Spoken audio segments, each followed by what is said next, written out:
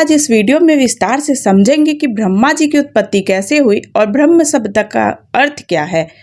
पौराणिक कथाओं को अगर देखें तो ब्रह्मा जी की उत्पत्ति क्षीर सागर में विराजमान भगवान विष्णु के नाभि से निकले कमल के द्वारा हुई थी, इसलिए वह स्वयंभू भी कहे जाते हैं।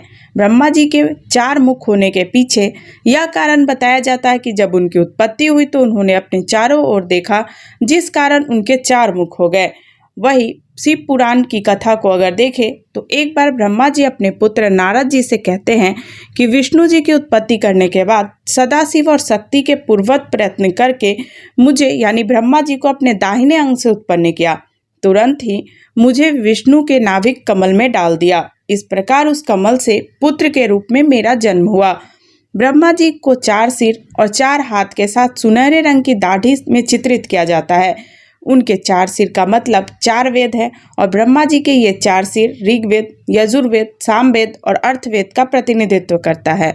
ब्रह्मा जी को वेदों का रचयिता भी कहा जाता है और ब्रह्मा जी के 4 मुख 4 दिशाओं को दर्शाता है। उन्हें कमल के फूल पर बैठाया हुआ दिखाया गया है और उनका मुख्य वाहन जो है वो हंस है। देवी सरस्वती को ब्रह्मा जी की पत्नी के रूप में दर्शाया जाता है और देवी सरस्वती ब्रह्मा जी की ऊर्जा, शक्ति और ज्ञान का प्रतिनिधित्व करती हैं। कहा जाता है कि भारतीय दर्शन शास्त्र के अनुसार कि जो निर्गुण यानी जो तीनों गुणों सत्य, रज और तम से परे हो, निराकार और सर्वव्यापी हो, वह ब्रह्म कहलाता है और इसलिए ये सभी गुण होने के कारण उन्हें ब्रह्मा नाम से पुकारा गया। साथ ही ब्रह्मा जी को स्वयंभू, विधाता, चतुरानन आदि के नामों से भी जाना जाता है।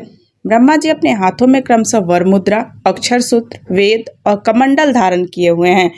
ब्रह्मा जी के वाहन हंस है और ब्रह्मा जी की पत्नी सावित्री भी थी और देवी सरस्वती को भी उनकी पत्नी माना जाता है।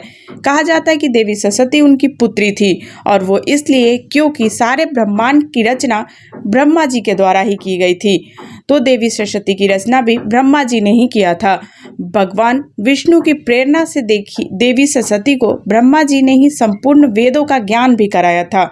सभी देवताओं को ब्रह्मा जी का पौत्र माना गया है और यही कारण है कि उन्हें पितामह भी कहा जाता है। ब्रह्मा जी देवता, दानव, समस्त जीवों के पितामह माने जाते हैं।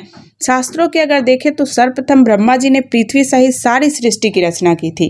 तत्पश्चात उन्होंने जीव रचना के विषय में सोचा और तब उन्होंने अपने शरीर के अलग अलग भागों से पुत्र उत्पन्न किए और ये सभी पुत्र मानस पुत्र कहलाए। उम्मीद करते हैं आपको ये जानकारी अच्छी लगी होगी। ऐसी ही जानकारियों के लिए इस चैनल को सब्सक्राइब कर ले। अगर आप फेसबुक और इंस्टाग्राम पर देख रहे तो इसे फॉलो कर ले। धन्यवाद।